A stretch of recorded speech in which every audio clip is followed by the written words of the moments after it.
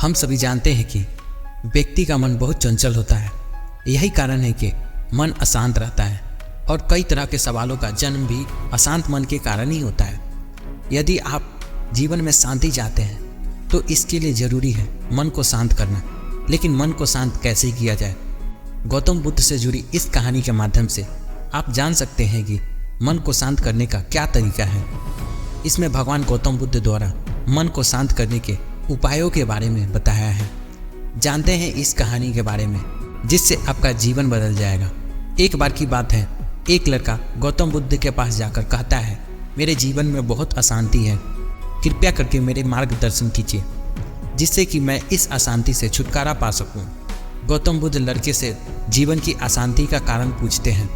लड़का उत्तर देता है, अत्यधिक विचारों के कारण मेरे भीतर बहुत सारे विचार आते हैं जिससे मेरा मन अशांत रहता है। मेरे मन अशांत होने के कारण मैं आगे कोई भी काम करता हूँ तो मेरा मन नहीं लगता, मेरा मन इधर उधर भटकते रहता है। बुद्ध मुस्कुराते हुए कहते हैं, ऊपर आकाश की ओर देखो और बताओ कि तुम्हें सूर्य दिखाई दे रहा है। लड़का ऊपर देखता है और कहता है, धूप दिख रहा है। बुद्ध उससे पूछता है कि अगर तुम लगातार धूप में खड़े रहोगे तब क्या होगा? वह कहता है, मुझे अत्यधिक गर्मी लगेगी और शरीर में बेचैनी होगी। बुद्ध लड़के से कहते हैं कि अगर धूप में खड़े रहने से तुम्हें गर्मी लगती है तो इसमें दोष किसका है, सूर्य के ताप का या तुम्हारा? लड़का कुछ सोचने के बाद कहता है, इसका जवाब आप ही बताइए। बुद्ध कहते हैं, सूर्य का काम है ताप देना और ताप का काम है गर्मी लगना। ऐसे में तो दोष तुम्हारा ही है कि तुम धूप में जाकर खड़े हुए जिससे कि तुम्हें गर्मी लगी। तुम्हें अगर शीतलता चाहिए तो तुम्हें छांव में रहना होगा। ठीक इसी तरह चंचल मन का भी स्वभाव होता है विचारों और भावनाओं को जागृत करना। विचार क्षण भर के लिए होते हैं, लेकिन विचार से पैदा हुए भावनाएं देर तक टिकी रहती हैं।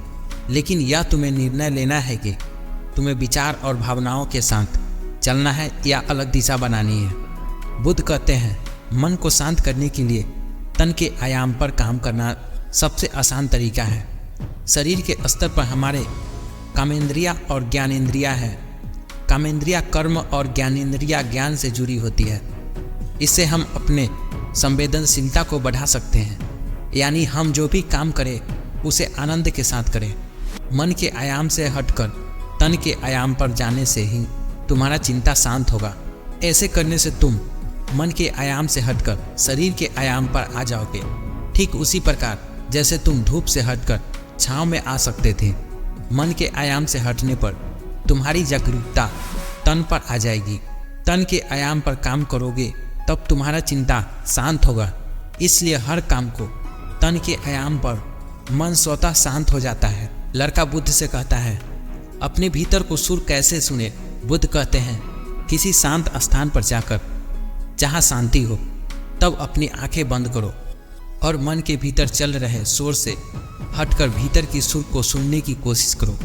सुर निरंतर चलता रहता है, लेकिन बाहर के शोर के कारण तुम अपने मन के भीतर चल रहे सुर को नहीं सुन पाते हो।